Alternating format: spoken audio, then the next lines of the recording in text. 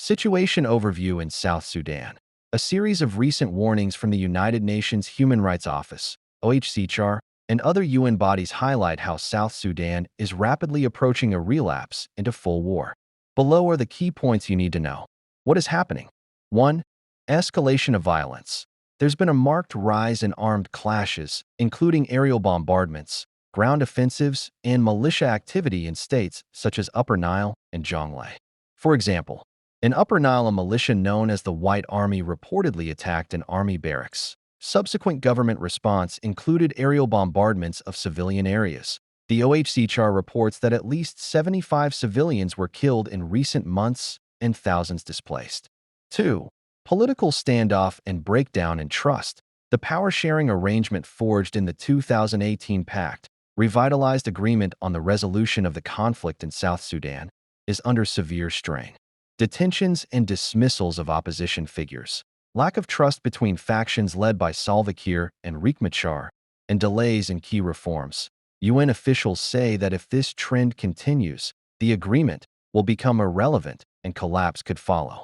3. Humanitarian/rights crisis mounting. The human rights situation is deteriorating, with arbitrary arrests, hate speech, attacks on civilians, displacement, and acute food insecurity. For example, the OHCHR states the escalation presents a real risk of further exacerbating the already dire human rights and humanitarian situation. Over 9 million people require humanitarian assistance, and the rainy season/flooding risk adds to the pressure. 4. Risk of return to large-scale war. UN senior officials are explicit. South Sudan is teetering on the edge of a relapse into civil war.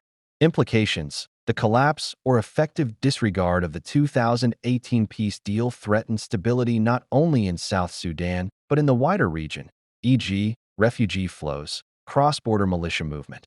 Civilian populations are increasingly vulnerable. Displacement, loss of services, and increased risk of atrocities. Humanitarian access is likely to be further restricted as violence increases. The legitimacy of the government and its accountability mechanisms are under stress, which can undermine future democratic transition. What needs to happen, as urged by the UN? Immediate recommitment by parties to the 2018 agreement. Cease hostilities, unify command of armed forces, release arbitrary detainees, and restore political space. Protection of civilians must be paramount. Cessation of indiscriminate attacks, adherence to international humanitarian law. Regional/international actors must support mediation, monitor foreign forces/deployment, and ensure the peace deal implementation is not just on paper. Humanitarian organizations must be given safe, unhindered access, and early warning systems strengthened. Key actors: Government of South Sudan under President Salva Kiir, Opposition/Party of Riek Machar, the SPLMIO. UN Mission in South Sudan, United Nations Mission in South Sudan, UNMISS, and OHCHR, regional bodies like Intergovernmental Authority on Development, IGAD, the African Union, AU. Background and context: South Sudan became independent in 2011, but by 2013 it slid into civil war. The 2018 revitalized peace agreement was meant to end the conflict and transition to elections. Many of its provisions remain unfulfilled. Previous waves of conflict in 2013 to 16 cost hundreds of thousands of lives. UN officials say the patterns now emerging are darkly reminiscent of that era. What you might do, given your interest in South Sudan. Since you're passionate about South Sudan's political affairs, economic development, and international relations, here are some relevant angles. Track how key parts of the peace agreement get implemented or not, e.g., military integration, constitutional reform, elections. Monitor how displacement and humanitarian needs evolve, which often link back to governance and security. Follow how neighboring countries/actors influence the situation, e.g., foreign troop involvement, arms flows. Analyze economic implications, e.g., oil revenue, infrastructure damage, economic recovery impeded by insecurity. Watch for policies/international responses, how the UN, EU, IGAD respond, and what leverage they exert. Firearms collected from a past disarmament exercise in Lake State. Rumbek, The government of Lake State on Wednesday announced the commencement of a general disarmament exercise and crackdown on banned alcohol across the state. While making the announcement in Rumbek, Acting Information Minister William Koji Kerjak said civilians in towns and along highways will be disarmed. The disarmament operation is going on, and we cannot determine the number of firearms collected in Wulu, Hubit, Rumbek East, and the ones yet to be collected. They will not release the data of collected firearms as of now, he said. They will search for and destroy alcohol. Those who insist on distilling alcohol and those who continue causing insecurity in Lake State will be taken to court. Some were already taken to court and will be fined for insisting on drinking alcohol.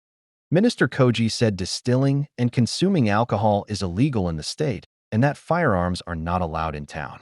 The issue of firearms in town is not allowed, and it is a red line, he said. We know our young people across the country have firearms in their hands, but they are supposed to use them somewhere and not bring them near people. Those with guns will be arrested. Meanwhile, Daniel Lott, a civil society activist in Lake State, lauded the state government's latest move to disarm civilians and crack down on illicit alcohol.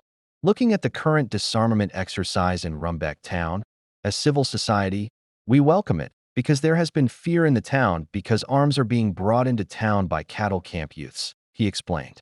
They come with arms, and when they find out there is somebody, they can carry out a revenge killing.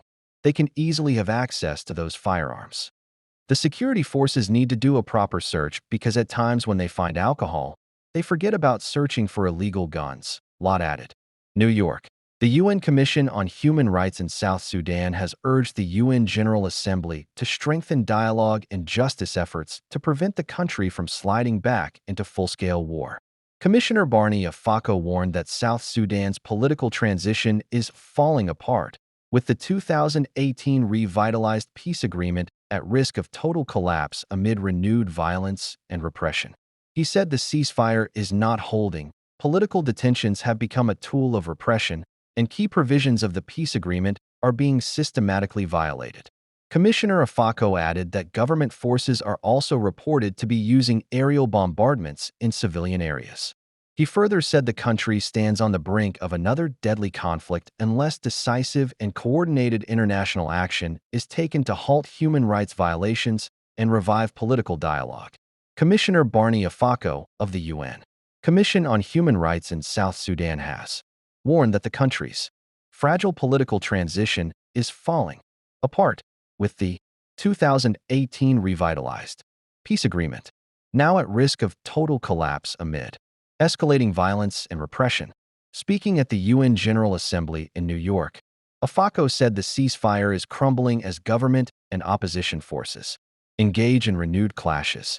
While political detentions and intimidation have become tools of repression, he cautioned that without urgent international action to restore dialogue and accountability, South Sudan could once again descend into a devastating conflict. Rapid summary, top line. The 2018 revitalized peace agreement is under serious risk of collapse. International and regional monitors warn the situation could relapse into full-scale civil war. Both SSPDF, government, and SPLAIO/opposition elements are mobilizing, with disarmament operations, recruitments, cantonment/integration activity, and localized air/ground operations reported across Unity, Upper Nile, Jonglei, Warrap, and parts of Central Equatoria. Forces and movements. By area, what's verified? Unity State. High tension and reports that SPLAIO units have been placed on alert.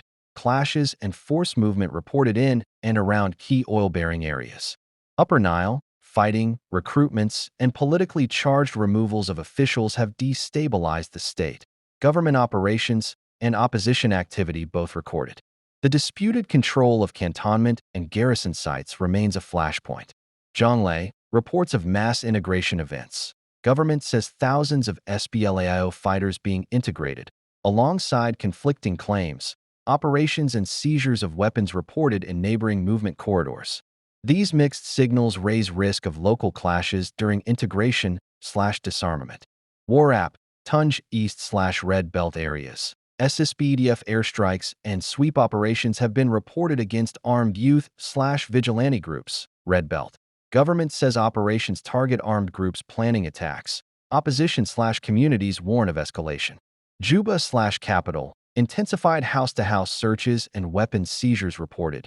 Political detentions and high-profile trials of opposition figures, e.g., actions against Riek Machar and allies, are inflaming tensions and undermining confidence in the political process. Political developments, core drivers of escalation.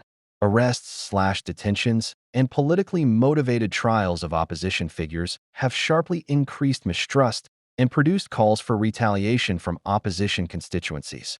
RJMEC, peace monitoring body, and the UN Commission warned that non-implementation, recruitment of fighters, including reports of thousands recruited, and human rights violations are eroding the deal's institutions. Humanitarian and protection impact, already happening/likely next. Civilians in Unity, Upper Nile, and Jonglei are facing higher protection risks, displacement, violations, and restricted humanitarian access, with international monitors documenting rising abuse. Risk assessment, plausible scenarios, short to medium term. 1. Best plausible near term. Localized ceasefires hold in some areas. International/regional mediation, IGAD/AU/UN, gains temporary breathing space for political talks. Lower probability without urgent confidence building.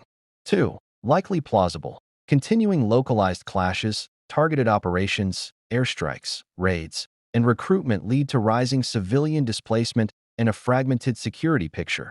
Limited but sustained conflict. 3. Worst plausible. Rapid spiral into wider sectarian/ethnic mobilization and multi-front fighting. Effectively a relapse to full-scale civil war. If major political actors withdraw from the agreement or if key cantonments are attacked. International monitors explicitly warn this is a live risk. Immediate indicators to watch. Triggers that would show escalation is accelerating. Large-scale troop movements between states, e.g., army columns moving out of cantonments. Significant new recruitment or reactivation of militias/white army elements. Major urban operations or wide-scale airstrikes beyond current reported locations. Suspension/voiding of key provisions of the revitalized peace agreement by either side. Practical recommendations for different actors. For civilians/communities, avoid known flashpoints, garrison towns, cantonment approaches, oil areas. Prepare basic emergency plans, documents, cash, evacuation routes. Share verified information through trusted community channels. Avoid rumor amplification.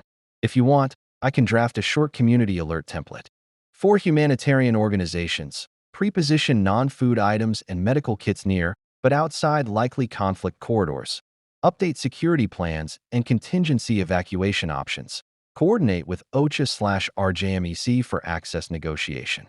For regional/international actors, urgent diplomacy.